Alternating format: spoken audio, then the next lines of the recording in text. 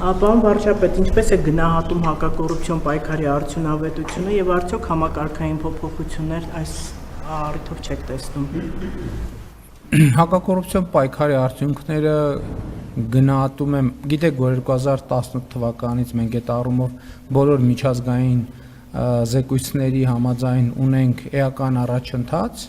բայց նաև վերջին շրջանում մենք տեսնում ենք, որ լճացման որոշակի ազդակներ կան եւ նաեւ այդ լճացման ազդակները առաջին հերթին մեզ համար նրա մասին են, որ մենք բարեփոխումների ընթացքը պետք է շարունակենք եւ գաղտնիք չի, ասել եմ նաեւ, որ կատարողականի հիման վրա վարձատրության համակարգի ներդրումը նաեւ այդ գիտակցության արդյունքն է, որ մենք հակակոռուպցիոն պայքարում պետք է ավելի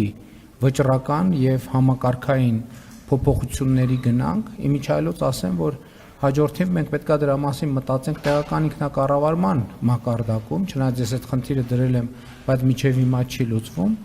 մենք պետք է ունենանք զրո կոռուպցիա քաղաքականությունը, մենք պետք է իրագործենք։ Ես այս պահին գոհ չեմ արձանագրված արդյունքներից, բայց այդ գոհ չլինելու իրադրության մասին մտածելիս ես նաև անում եմ հետևություններ, որ մենք երբեմն բավարար վճռականություն չենք ունենում ամենատարբեր պատճառներում բարեփոխումների ընթացքը շարունակել, մենք պետք է վճռական լինենք եւ հետեւողական։